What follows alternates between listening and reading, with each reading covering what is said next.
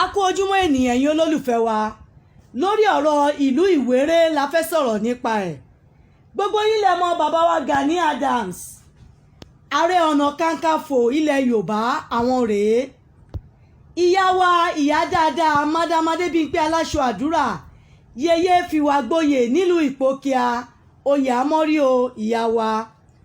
Olóyè Sunday Igboho rèé aláàánú mẹ̀kúnnù general actor ọ̀gá tiwa. Bàbá wa Gani Adams, ààrẹ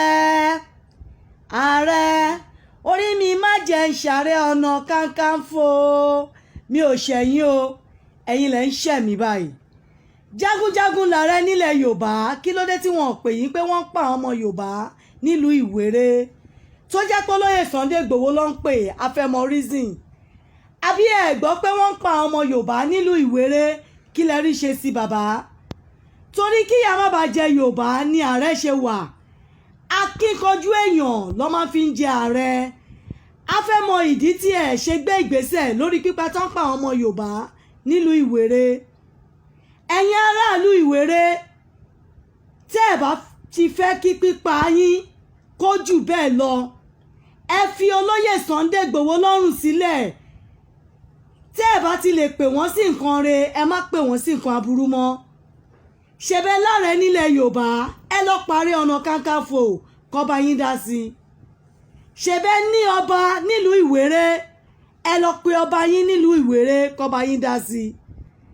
Ṣebẹ́ ní gọ́vnà nílùú yín, ẹ lọ pe gọ́vnà ìlú yín kọba yín dá sí.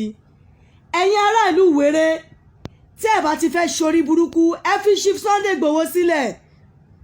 Mr. Koiki wọ́n sẹ́ndì ṣó yín sí mi.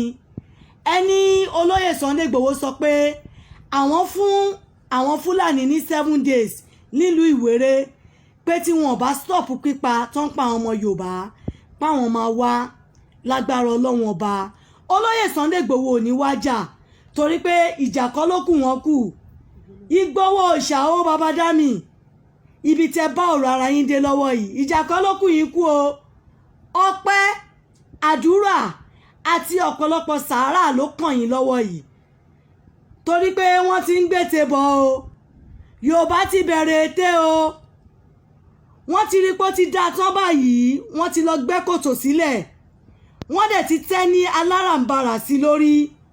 Wọ́n ti ń wẹ́ni tó fẹ́ joyè àjẹkú o, ẹ má dá wọn lóhùn o. Ìjà kọ́ ló kàn yín kàn o, kò tiẹ̀ kì í ṣàsìkò yìí. Àsìkò yìí kọ́. Yorùbá ní ikú tí ò bá pa ni tó bá ṣí ni ní fìlà ọpẹ́ ló tọ́. Májàsọ́lá, ẹ má dá wọn lóhùn o. Láti wá ṣe kí ni kò jọ kí kálukú jà forí ara ẹ̀. Olóyè Sunday Igboho Osha, mo gbọ́ ni mi ò gbà, ẹ má dá wọn lóhùn kò jọ. Májàsọ́lá, Ọlọ́run ò ní fi yín fáyé mú.